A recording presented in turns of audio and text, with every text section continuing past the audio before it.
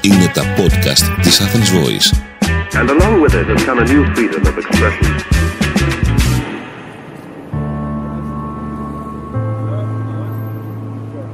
Hi all, it is the podcast Sundays of the World with Nikos, Christos, yes, Erkan, and Sezin, and Sofia.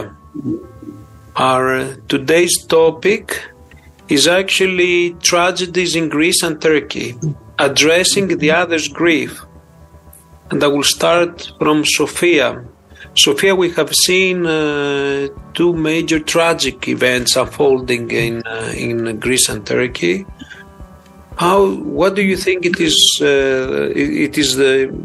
Firstly, how Greek media covered the event regarding this tragic loss, and also a short comment about as well of how Turkish media actually covered this tragedy in Greece. Sofia?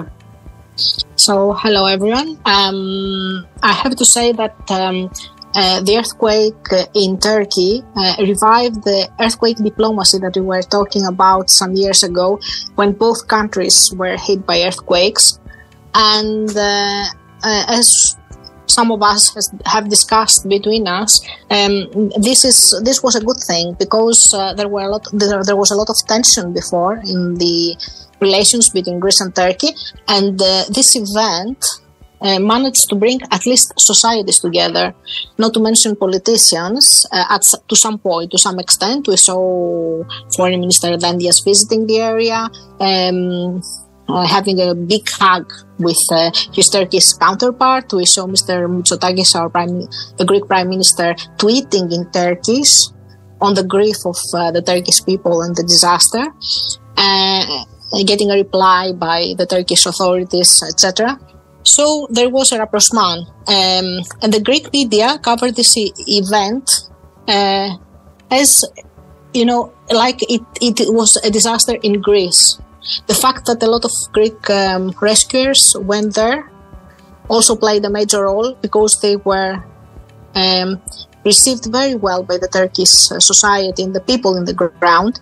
We have read and wrote a lot of stories from the field on that. And all this contributed to an atmosphere of, let's say, peace and serenity between the two peoples at least. We saw a lot of front pages in Turkey using Greek words to thank people on the ground, Greek people on the ground, which was a thing that we also saw in the past during the previous disasters. And we also saw this in the Greek press as well, using, phrases or expressions used by the Turkish when they are in times of grief to describe the situation on the ground. This means that even the press was adjusted to the climate of the atmosphere of this great disaster that Turkey is still facing. So when it comes now to the railway disaster, I was very impressed by the number of messages that I got from my Turkish colleagues in different Turkish cities, asking about not only if I'm okay, if my family is okay, if I have friends that were on board this train, but also how are people coping in the ground, if we need any help, and if we need any help in getting over this grief. I was really impressed. I haven't experienced that in the past to this great extent, and I think this is because of these recent events. And what struck me, it's before there were two earthquakes that brought people together. Now it's an earthquake and a railway disaster in Greece. There's always a disaster in both sides, let's say. I don't know how much this climate of peace and rapprochement will continue, but let's hope that it's a base for a better understanding, at least between the peoples in the region. and in the two countries. This was my first comment. Thank you, Sofia. Sezin, how Turkish media covered the events in Turkey and also the tragedy in Greece as well? As far as the events in Turkey are concerned, the earthquake itself. The tragedy, actually, in Turkey. Yes, the twin earthquakes. I think there was a shock in all parts of the sections of the media, all segments of the media, and especially the media that we refer as the opposition media, but maybe we should find a better term because they're not there just for the opposition, but it became obvious that they're also just reporting. They also criticized the non-mainstream media or non-affiliated media, we can say, or opposition-leaning media, you can name them. Maybe we should find a working term, really. We're also criticizing the opposition politicians when they felt that it was necessary. For example, they were questioning some mayors, like the mayor of Hatay from CHP. But in general, I was impressed by the quality of journalism. And it's been a while that I was impressed about journalism in Turkey, unfortunately, because the media is so much surrounded, it's so much suffocated. The quality of news, even though the media, the non-aligned journalists are really struggling hard, fell below the standards, to be honest. But this time, they were really, the reporters really shown. And since a long time, we realized how important the reporters, not just the commentators, but the reporters are for the media, because they really produced excellent news. So it was on a par with international standards, I think.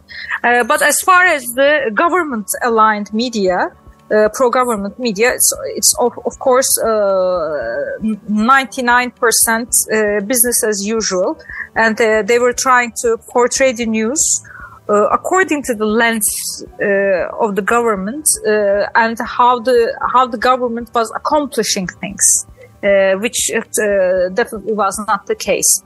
As far as the tragedy in Greece is concerned, first of all, condolences to all Greek people, all my friends, and I was really shaken by the news because it's a big disaster. All these young people, their stories really affected me.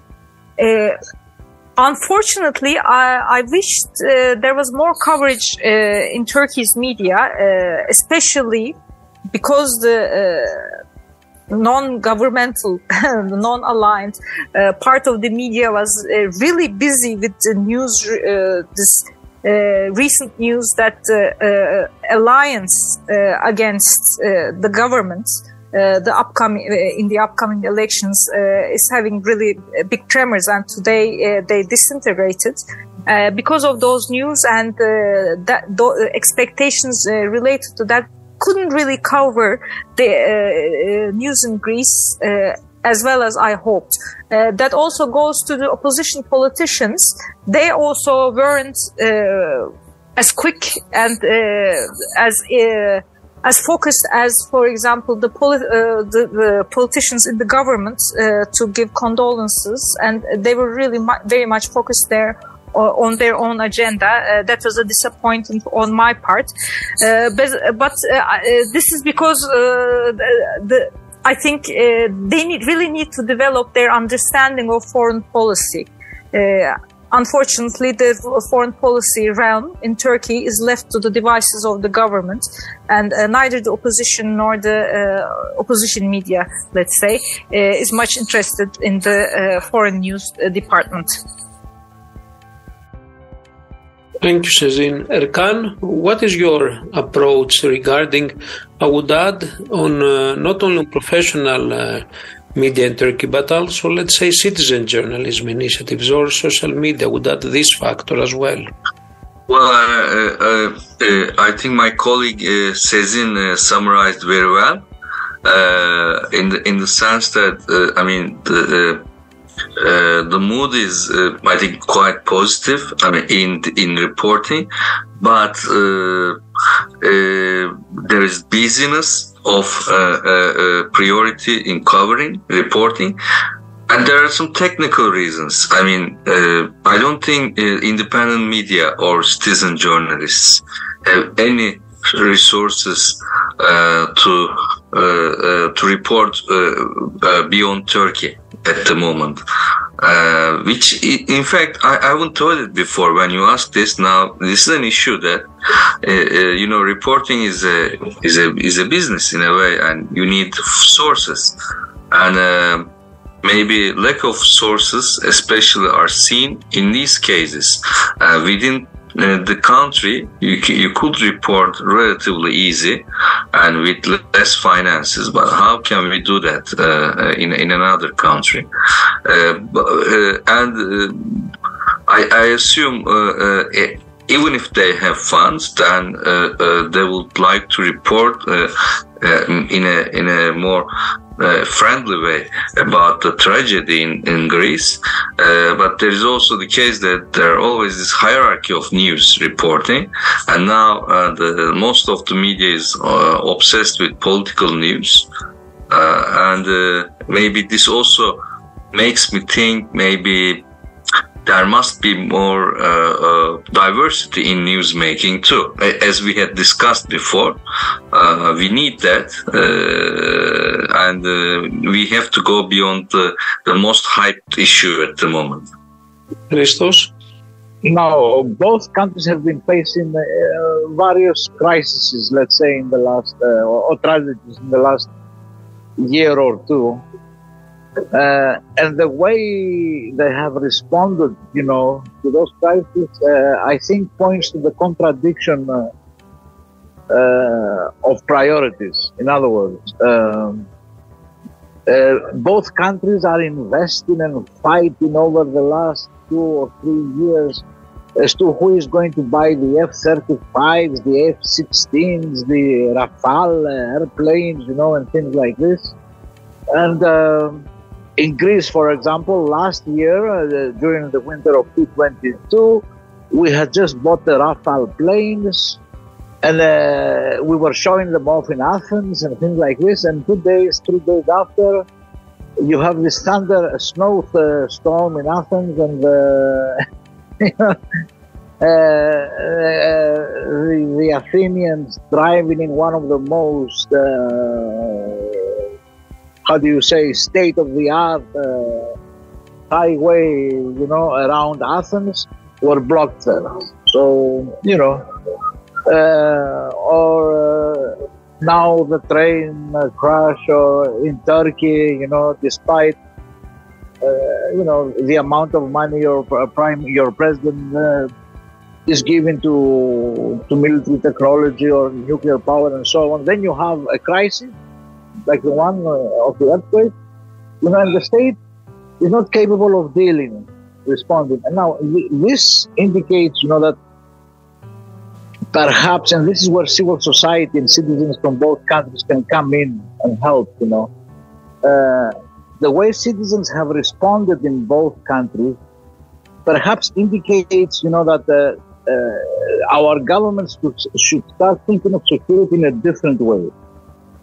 Security is not only about airplanes, all right, or guns, so we can prepare for a war against an external enemy.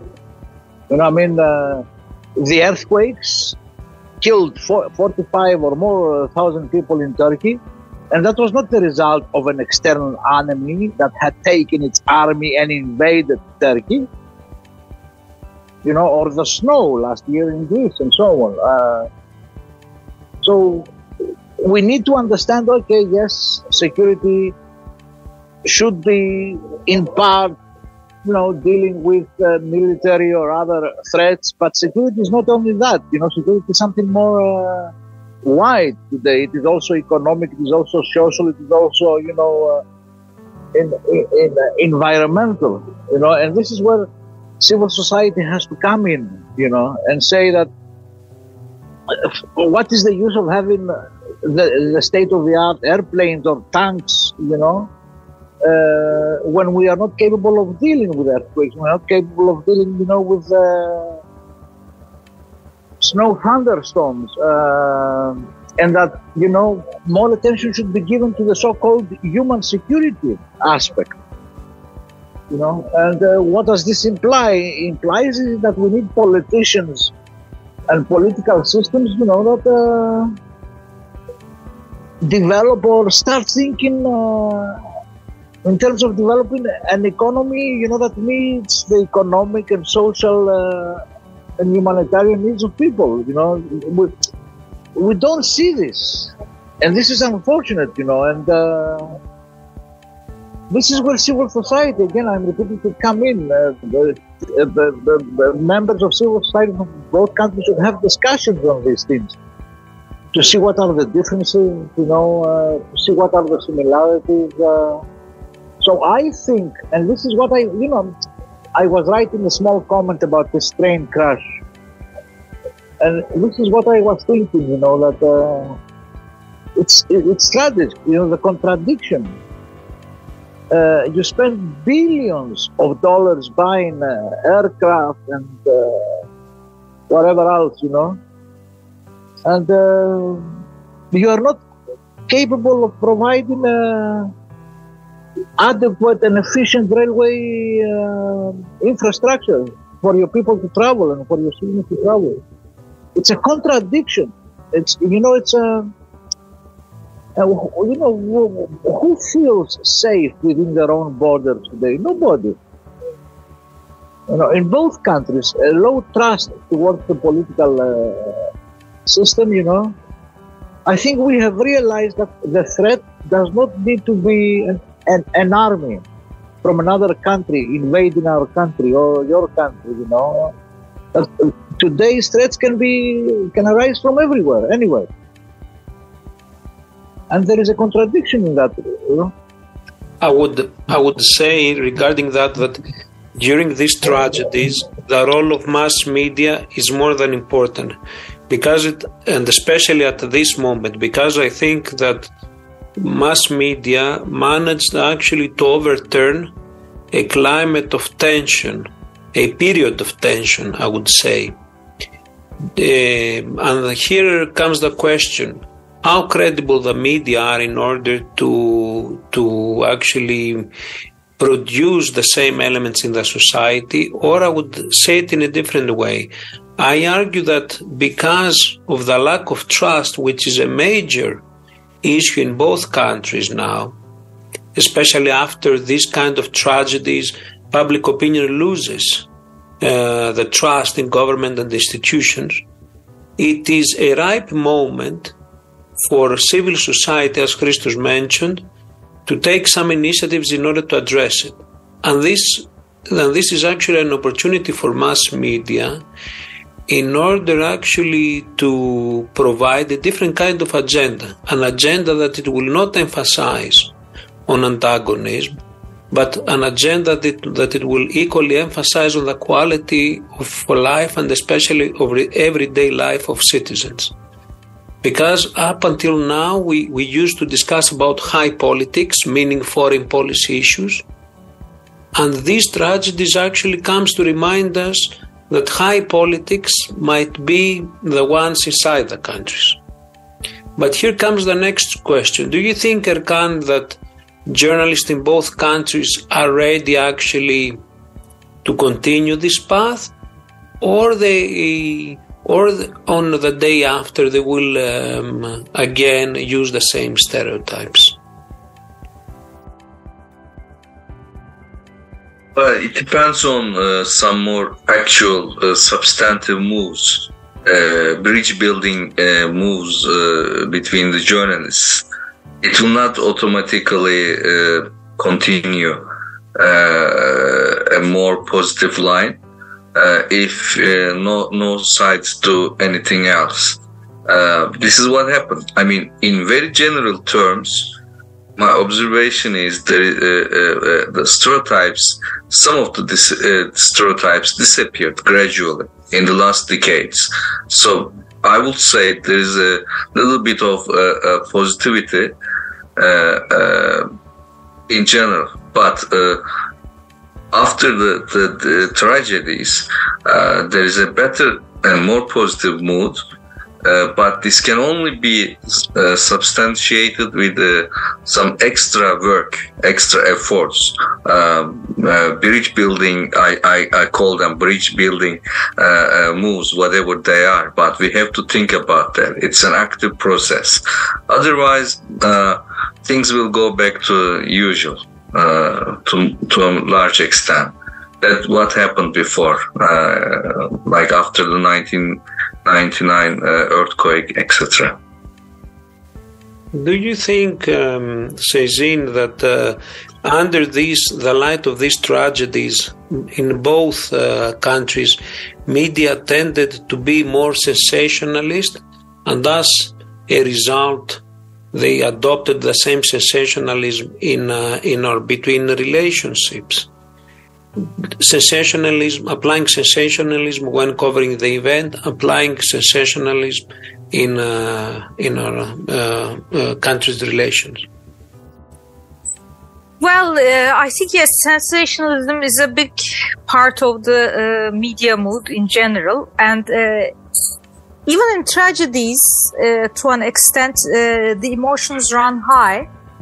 Generally, and the emotions don't last, unfortunately, and afterwards they are replaced by the sensational headlines. This time, negative emotions mostly. So I agree with Erkan that we need something more, maybe institutionalized and more developed. We have to. We cannot leave the relations to their own devices, because we're going to be returning to the same unfortunate side over and over again. That's the problem. So in that sense, we should be trying to keep the relations and shine the light on non-headline making news, maybe more people's voices, more other voices than the mainstream. Because mainstream is something that changes all the time. The mainstream doesn't, what we think as stereotypically as the mainstream actually is not the mainstream in both countries. It's not the general psyche in both countries, but they come to be the general psyche over time in a negative sense. If we let these voices just dominate the whole rhetoric and debate. So in that sense, I think we should be somehow be showing effort to keep the relations afloat, even when they start to drown again. And Turkey has a notoriously short-term memory related to its own problems and its own tragedies. So it's not about the tragedies abroad or neighboring countries. It's not that people here don't feel the pain when something happens, but they forget, or they have to forget very quickly because something else is happening fast, and it's like a tsunami engulfing them. That's the problem with Turkey's agenda in general, I think. I would say that this is something that we equally share as well, short memory. Sofia? I have to add a few things on what both Erkan and Sezin said. Erkan said that we have to continue to find a way of a kind of a bridge building between journalists. For me, the main challenge nowadays is to build trust between the society and journalists. I saw that during the train crash, that going through social media and stuff, I saw that people were cursing journalists a lot when they were saying that we didn't know what the situation was in the network in the railways in Greece, and we had no idea, and how come this happened, and stuff like that, which was very hypocritical, according to my opinion. So the first step we have to take is to build this trust. I think that both countries suffer from that. There is no trust on behalf of the public. So if we don't build this trust, even if we start, changing the narrative and the agenda us as journalists, I don't think that the impact on the society would be as big as as in the case that there is a great percentage of trust between society and the media. So first, all of us have to work on that. We have to take society on our side. If we don't do that, then I think the agenda will change very rapidly. When both the earthquake is gone in Turkey, in a sense gone, and the relics on the of the trains are moved away, I think the agenda will start, changing again little by little. It is, and of course, we have to keep in mind that we are not the ones only deciding, in Greece at least, and I think in Turkey is even worse, what the agenda will be. I mean, I don't know if Greek media are so free as to set,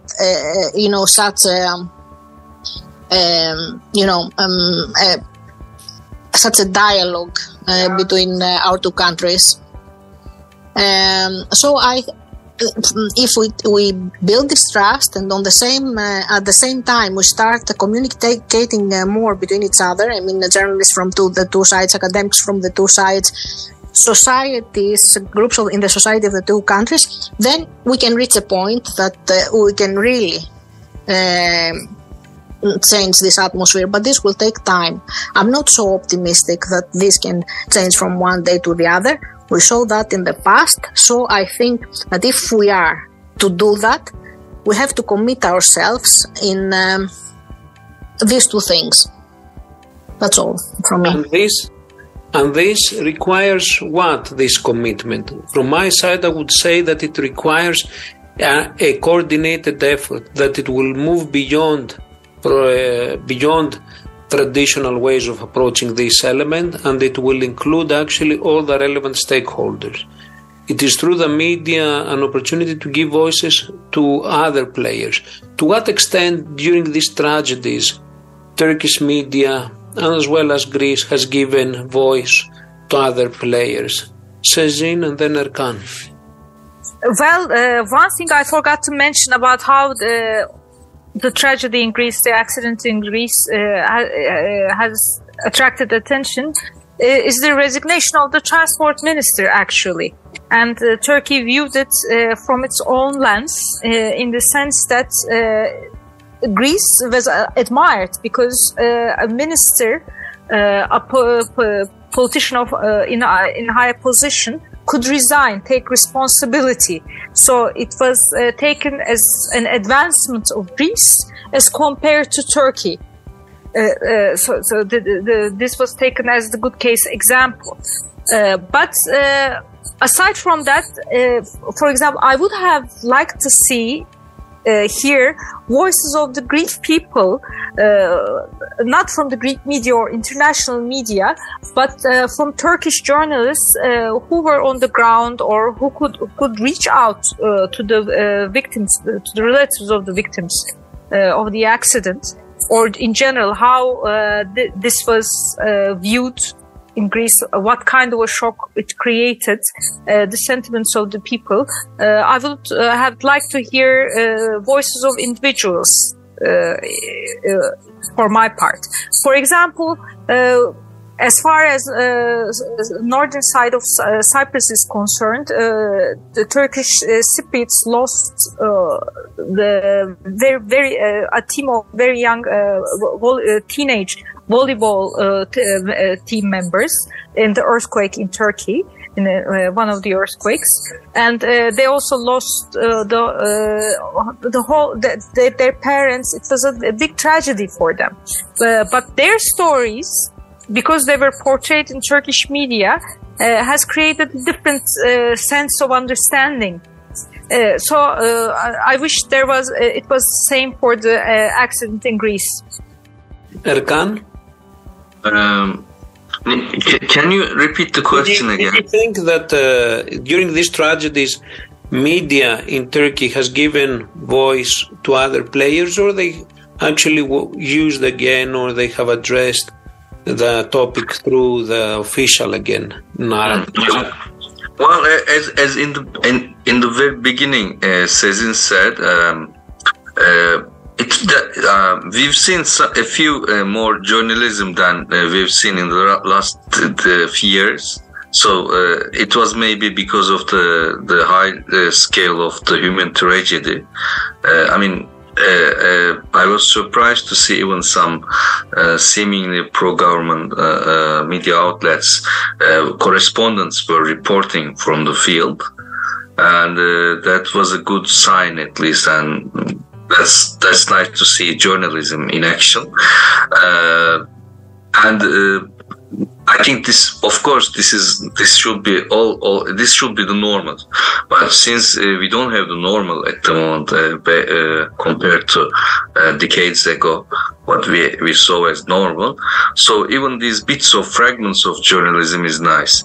I'm not really at the moment capable of really stating what should be added or not, because everything should be more players, more diversity should be there, and we definitely don't see that much, and we are just happy with what we could see.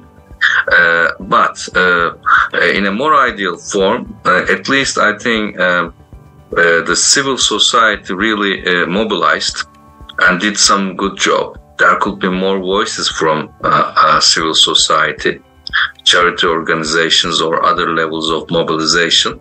This was reported from time to time, but then after a few days, the mood became so polarized that political polarization just began to affect also reporting, and we couldn't see some human faces and human goodness that was taking place in the field. That could be, I wish we could see that more. So we could only see within the leaks in social media, but that was big flood of every kind of information, and I wish we could see more cases, more scales of goodness reported. Great. And Christos? Listen, to be honest with you, I don't think journalists are capable of doing this, Yes, okay. So it is something that it is not the case. What I am trying to say is that if we had politicians that had a vision, they should understand that such strategies, and the closeness they create between the people of the two countries should allow them to at least introduce and facilitate a dialogue on the so-called security issues, and bring it to the table. Only under, it's a window of opportunity. It would be easier under such conditions, and especially if civil society demands it, to reach some historical compromise. That's what I'm saying. Journalists are socialized. They have gone to Greek school, or they have gone to Turkish school at the age of 40 or 45, 50. It's difficult to change opinion. So, we need politicians that are willing to bring the issue to the table. Now that we have approached each other in some way, and keep the momentum. That's it. I think that this is what we should keep, that under the light of these tragedies that has taken place in both countries, media have adopted a different style, but it's not anymore their case. Other players should also be invited in order to be able actually to address these issues. While I think that in order, and as it results from what we have discussed, that it is equally important to train journalists in order to be able to address these issues constantly, and not just because it is the topic of the day. What we should keep it is that these tragedies bring at the forefront in both societies the necessity to emphasize in high politics in the internal. I would like to thank... And we also have to think why Greek-Turkish relations took a sudden turn after the 1950s. Now, that is a question, as you can understand, that is a bit sensitive, but we can, in another meeting, discuss it. Exactly. May I add something before we leave the meeting? Yeah, so I think that a great role on how the dialogue will be directed onward has to do with the elections in both countries. So it depends on the political elites and how they will handle all this momentum. And this will have an impact on the press as well. So let's see, because we have elections in Turkey, we have elections in Greece. So let's do this, repeat this discussion after that. I think this will have a great role to play in it. Thank you. We would like to thank you for being with us for a second podcast, and actually a podcast that initiates a series of similar ones that we are going to produce. I would like to thank both Sezin, Sofia and Erkan for being with me and Christos. Enjoy the Sunday. Thanks a lot. Thank you. Thank you, Nikos. Thank you. Have a great day. Ήταν ένα podcast από την Athens Voice. Μπορείτε να ακούσετε τα podcast της Athens Voice στο athensvoice.gr και στο Spotify, στο Apple Podcast και το Google Play Music.